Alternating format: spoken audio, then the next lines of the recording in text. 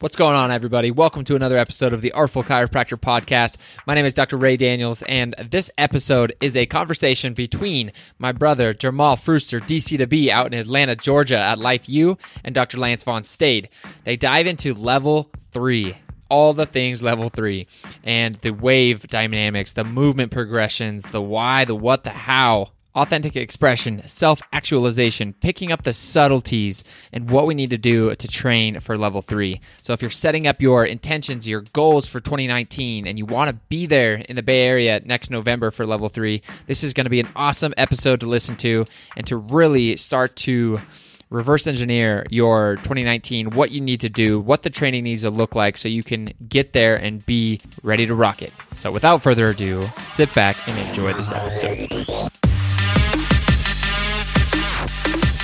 Yeah, I mean, it's when you're expressing yourself authentically so often, you don't have to get ready, you know?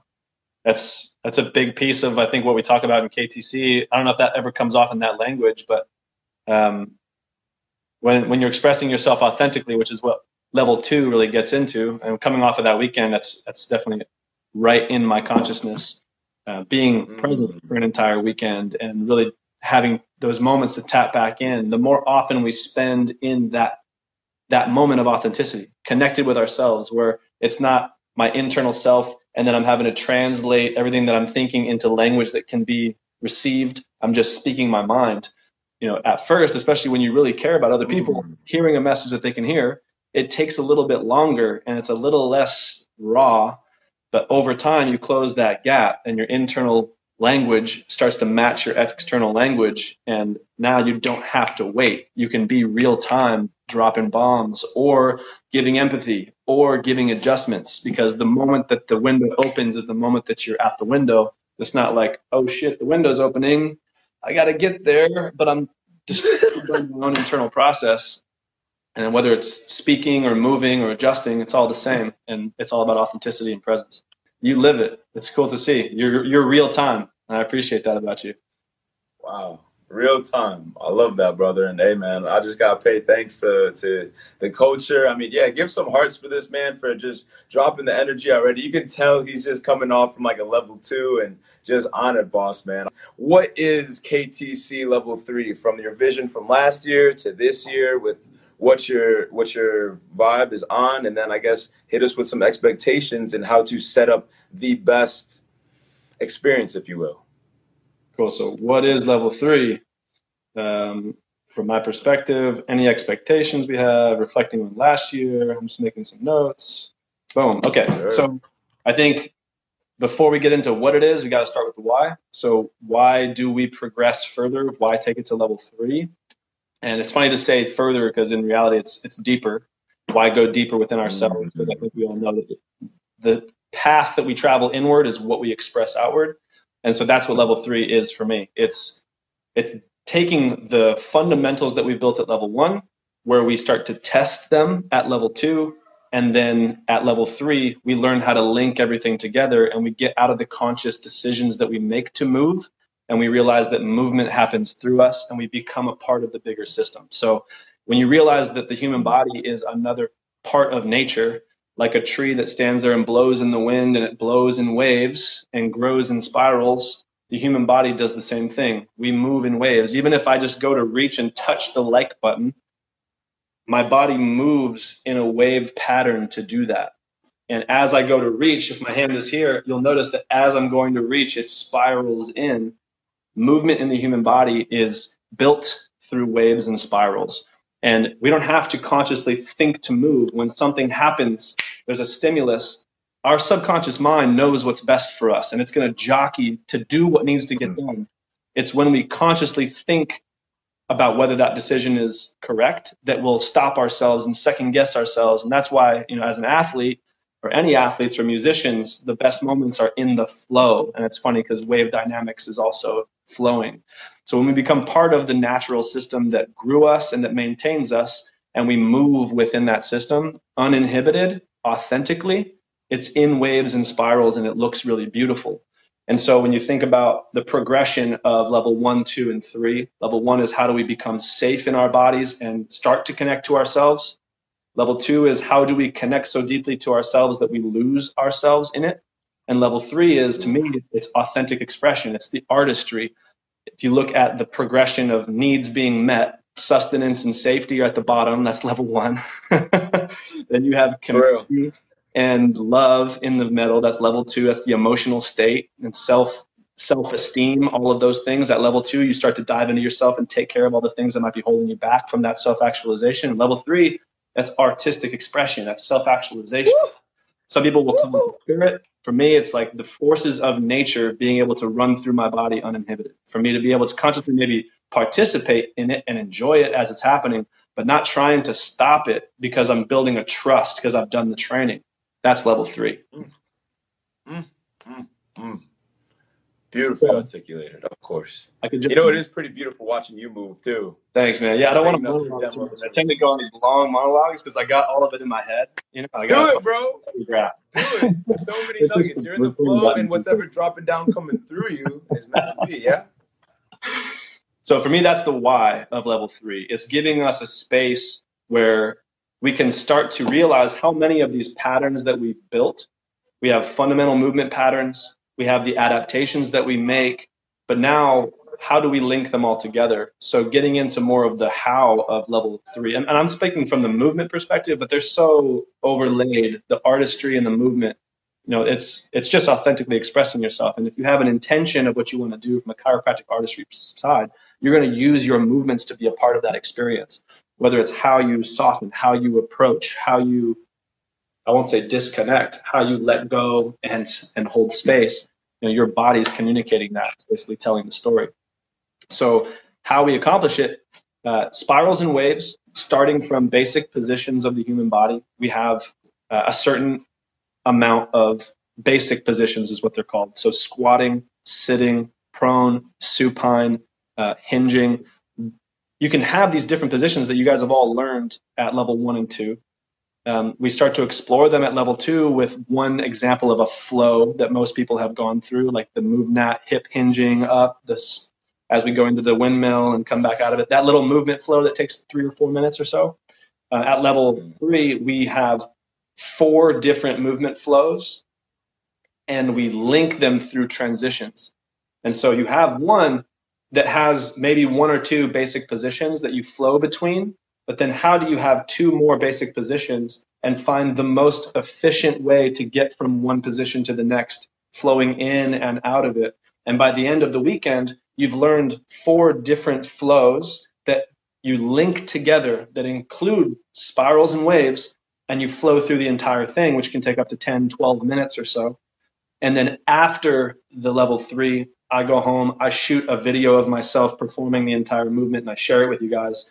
And for me, part of my artistry is I promised myself I would never do the same flow. Not like level 2, it's when you go to level 2, you know what circuit you're going to do. And the reason for that is that I want people to have pre and post tests so they know how much they've been training. And when you go to level 2, the movements are the most important movements to know you've been sustainable in your training. If you can't hang at full range of motion with attention, then you know you got to work your shoulder. You're not at full capacity. If you can't go into a handstand full range of motion with a compression, then you know you're not at full capacity, and there's a weakness up in there somewhere. It's easy to do stuff in mid-range, but it's at the end ranges where we really realize how thorough our sustainability is, full range. So level 2 is a pattern, and it's important that people can see the growth that they've made over time. One of my favorite things I hear at level 2 is how much easier the circuit got after training for so long. Like, that to me is the point. You know, it's not that as you go, it gets easier necessarily. It's that as you go and you realize that what used to be hard became easy, now you have the awareness that it's up to you now to increase the level of which you're holding yourself to. So at level 3, now that you know that you're fundamentally sound, now that you know that you can adapt those positions, now how do you flow between all positions using waves and spirals to save energy and distribute force in a way that by default, like the side effect of it is that it looks beautiful. But the reason it looks beautiful is because that's the way that nature moves. So that's how we accomplish it at level 3. How it carries into the adjustment, like the what, I guess, of it, is that when you go to give a force, you give an impulse, where it originates from and how it travels through you is also in spirals and waves. And so we teach at level 1, like the pronation and the adjustment.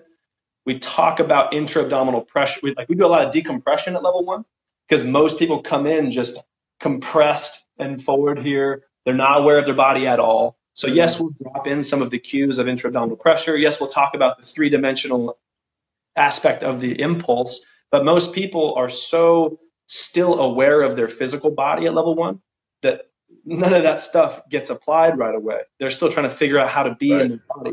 Then at level 2, when we start getting out of the conscious competence of the body, that drops into unconscious competence. Now we can start to bring up the adaptations and the higher levels of cueing. This is where we start to really think about the vortex coming up the leg and matching the spiral coming down from the arm, and you triangulate those forces into the adjustment. Now people have a little more bandwidth to start to perceive that idea. Whether it actually carries over into the force production, we don't know. That comes at some point. But when they first get the idea, it's just a new idea. Unconscious competence to conscious incompetence. And now moving that through the stage at level 3, it's how are you now so unconsciously competent in the ability to distribute force through your body, to generate it from one place and have it travel like a wave through your body, through momentum, but also a softness that as you give the force, you're able to carry the person through that experience, safely absorb those forces into your own body, and not have to be consciously making those choices as you go through. It becomes so much more like a dance. And so we get into different positions of dropping, striking, different things like that, but it's all part of a linked movement. So because the artistry at level 3 is so much deeper in the body and requires so much more subtlety of the listening, we now bring you to the point where you've kind of reached, for our system, the peak of ability of conscious competence to unconscious competence to link forces in your body and provide an impulse. Now, once you've gotten there, the way that the training goes seems counterintuitive because now you would imagine, well, now I need to produce more force or go even faster. But that's not the necessary truth. That's more level 2, is how do you really link an intra-abdominal pressure and force, lift weights, kettlebells, and all stuff. Like, be able to turn it on, but you have to be able to turn it off, and you have to be able to listen to what's happening in the space between. So at level 3, it's the subtle tonal adjusting, which is so much more of a listening and becoming a connection with the other person, like craniosacral, like trying to perceive a cerebrospinal pump. That is something that doesn't require a lot of forcing. Now that you know how to give an impulse, how to be sustainable in your body, can you sit in peace, listen, and give subtle cues with your entire body? And the more your entire body can move and rhythm as an entire network, the person on the table is not going to be perceiving your hands as you're doing it. They're going to be experiencing the wave that you and them are doing together. And that float and those subtle movements are something that's it's perceived on such a deep level that it's not even triggering the conscious mind with the macro movements that typically get the proprioceptive pathways to fire and that get us to pay a lot of attention and find, it's not like try to find ease. It's like, okay, now that I'm in ease, what else can happen in this space when we're together and connected? So this is now entering a completely different realm of presence when the body is so connected to itself that now it can stay connected as I put my hands on someone else, and the two systems can become one, linked by the touch that I have. You have the force generating units of the body, the muscles. Then you have the coordinating units of the fascia, but then you have the perceptive units of the joint capsules and everything else in the body that fires all at once. And when the muscles do what they do automatically, you don't have to think about them. And when the fascia is able to coordinate them in an efficient way where it doesn't actually need that much coordination because it's such an efficient system, now what's left is the perception, the listening. And that's where the movement and the artistry at level 3 combine to something that the next question you had was expectations. And I can't tell you what my expectations are. I have an expectation of what I hope to present and what I hope to add to the equation, what I hope to bring.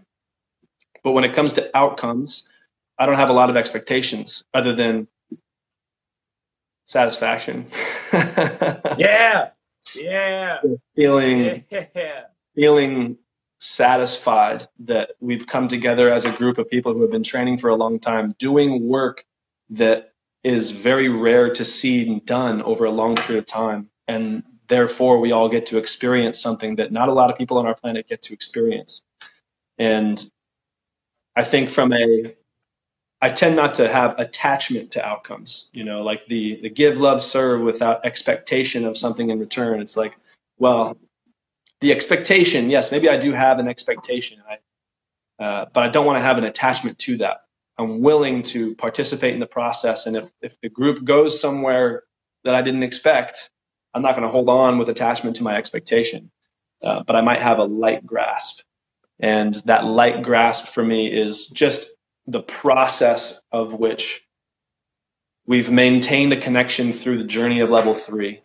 And we have more questions and more realization that we're more powerful than we thought we were going into it. Woo-wee. Y'all, I hope y'all thumbs are tired, man, because this man just spit straight freaking bombs, facts.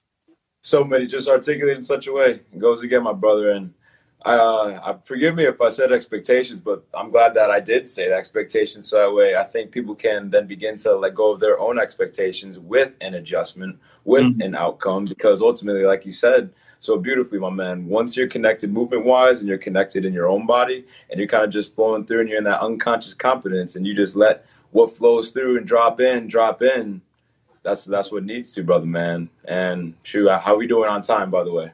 I'm chilling. Yeah, I got 5 minutes or so. Perfect. Yeah. So, of course, got to honor those needs, right? Yeah, got to honor those needs, man. Yeah. Got to honor those needs. Well, boss man, I guess the last question, unless anyone pops up anything, my man, would be with this, I guess, heightened level of work, this experience of level 3 that perhaps maybe comes once a year, there's going to be a standard with that. There's going to be a certain, I don't want to say prerequisite, but I guess what would be the standard, or what would be the advice for anyone now that is gearing up, that has completed a level 1, level 2 all across the world? What would be your advice or words you impart to them to contribute, prepare not to just the level 3, but the culture? Yeah. Mm-hmm. Brett and I are going to be putting together a 3-week on-ramp that's going to go into a lot more details of what that is. Sure. From a movement perspective, it's getting to the point where your body's not in your mind. And your body and your mind have become one, and you're not thinking about your body when you're doing movements. And so obviously no one's going to be perfect coming into level 3, but the goal is have trained your fundamental patterns, built adaptations where your body is no longer part of the conscious process, so that you can really start to pick up on the subtleties of what we're going to be going over there, because everything that we do at level 3 is really subtle. So from a movement perspective, I'm going to be doing a 3-week, basically a training of how to get your body out of your mind. And Brett will drop in what he thinks people need to be focusing on from an artistry perspective. Beautiful. For the culture, it's just continue to show up. That's the standard, whether that's in KTC or outside of KTC, wherever you go. Because some people come into KTC and then they go explore other things, and it's wonderful, man. Some people think like, oh, they came into KTC and then they left. It's like they didn't leave. They take it with them. And this isn't about KTC. This is about expression, artistry, presence, service. And sometimes KTC is the answer for them. Sometimes it comes in and we force them to ask questions in their life that the answers to those questions are found elsewhere. And that's great too. But as long as they keep showing up wherever they are, they're doing the work they need to do. And our path is just one path. That's a big piece for me too. It's like in our system, in KTC's progression, which is just one progression, that we have exhausted the territory from our perspectives. But the stuff I've contributed has come from my perspective, gathering the resources that I have come into contact with. And I haven't read every book and met every movement enthusiast and expert and whatnot. It's just what I've been exposed to through my perspective. in the context of chiropractic and life. And Brett's done the same. He has digested as many systems and met as many people, asked as many questions as possible, and then he has formed his opinions, his perspectives, his thoughts and beliefs, and shared those. We've tried to marry them into a progression where we can leave bread trails with people so they can come and enjoy the things we've been able to enjoy, and hopefully link arms and then walk step by step for the rest of this life and experience things that we don't even know we don't even know what are going to happen, so that's the building of the culture and the community. It's a deeper level of why than getting really good at adjusting. Like you can be really good at adjusting and still not enjoy life. And that's not worth it to me, so I think that answered your question. Amazingly done. Oh, my brother. I'm so in this moment, so grateful. I can already see like Life View students, like more and more people are asking questions. I'm going to get my butt in the gym there, hit some movement, and hopefully maybe attract some people like, hey, what are you doing? Like, come hop in, my friend. Let's see where we can go together. You know what I mean? Yeah. Yeah, man. It's so good. I mean, this weekend we talked at the club level. Some facilitators were asking, you know what, man, like our numbers go up and then they go down, they go up and they go down. Like, what do we do about this? And it's funny because we talk to chiropractors and they're like, oh man, my numbers go up and they go down. What do we do about this? And the answer is keep showing up, keep doing the work, because that's what people get inspired by, is not what people say, but it's what they are. And we demonstrate what we are by what we think, say, and do.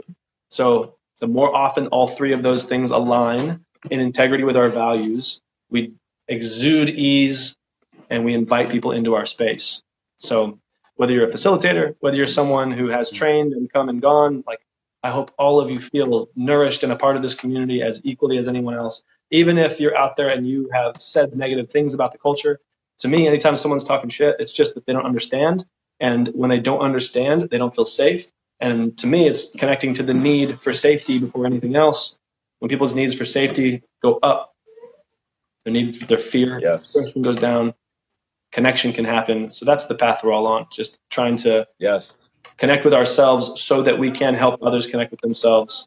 And then we can start working with each other. Yeah, Lance, for sure. Oh, brother, man. I'm not sure if my camera's bleeping. You're kind of like flashing in and out. So I hope everything's making sense. Sorry if I look confused. Everything's making sense. Maybe it's just that powerful frequency that the phones can't keep up. Who knows, my brother? Yeah. I don't. Shit.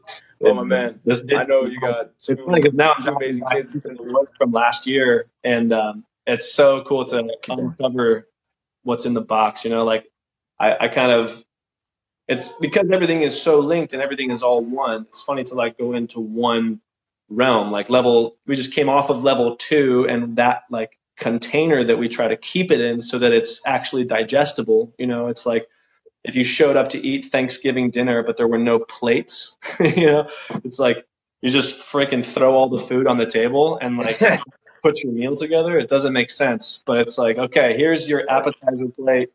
Here's your main course. Here's your dessert. Here's your, so it's like level 1, level 2, level 3. So now looking at level 3, it's like the third course. What do I want to bring to the table? What kind of experience do I want to facilitate for people? And the thing that I was looking at today that really re-inspired me for that level is how humanity has been on the planet for a certain amount of time. Let's just say it's 1 million years. And if you break that down as 24 hours, humans were hunter-gatherers, learning about territories, hunting for food as they moved. And so movement is as much a part of the learning process and the being in the world as anything else is. And it wasn't until 10,000 years ago that we became farmers and kind of started staying in one location regionally. And so then a little bit less movement, a little bit more farming and just staying close to home. And so that would be the equivalent of like, out of the 24 hours of the million, the last 10,000 years would be like, if it was on a clock, it's like military time, 23:40. So for the last 20 minutes out of the last 24 hours, we've been farmers. And then the last 200 years, industry started to boom. And that would be the equivalent of like the last 10 seconds of 24 hours. And then we've gone digital in the last 20, 30 years. And that's like 1 second out of 24 hours. And some people have only been alive 20 or 30 years. And so this is their reality. But their bodies and genes and DNA and innate is meant to express movement like it has for the rest of the day, the last million years that we've been getting our needs met through movement. So when it comes to convincing ourselves that movement is important, we really just have to revisit the not so distant history, not of our own life, but of our lineage, which would have not only not died, but would have thrived. We evolved because we moved. At first, if you walk up the ladder of the hierarchy of needs, at first we moved to get sustenance. And then when we started tribing, we moved for the sake of safety. We started to move into groups for safety. And then we started to move and protect ourselves in war against tribes, as tribes versus tribes were fighting for the same sustenance needs and the same safety needs. And we walk up until you're in the esteem of moving your body in certain ways and having your body tell others about who you are. And then self-actualization is storytelling through your body and being able to move with art. That's you expressing yourself however you want to move for the sake of movement and living for the sake of living. It's almost like coming full circle where your conscious mind kicks in, you start participating in getting your needs met until your needs are met. And now you realize that it's just about being in general. And I'm excited, man. Level 3, I feel like gets as close to that concept as I have ever gotten in my life. So I'm pumped to revisit it again. Nice. Damn, you articulated that like in a capacity last level 3, and man, just subtle cumulative practice, subtle evolution, man. It's amazing, and it's like how much damage has been done in that 1 second, or how much limitation has been done in that 1 second of humanity, of the million year span. It's incredible. Thank you, dude. Lance, my brother, big love and appreciation. Thank you for hopping on this call in your busy schedule. Thank you for giving a preview and just a piece of your brain, to all these amazing people on Facebook Live. And I imagine this will hop into maybe first quarter just to give them a little talk too. But just thank you as always, brother. It's my pleasure, man. Yeah, and if anybody does have questions about level 3 or about anything I talked about here, just either comment here, hit me up, post it in the community page. We love you guys. We want to do as much as we can to not just help you, but also be helped and grow alongside you. It's a pleasure. Snaps on the way out, boss, man. Can't wait to see it. All right. Love you. Peace out.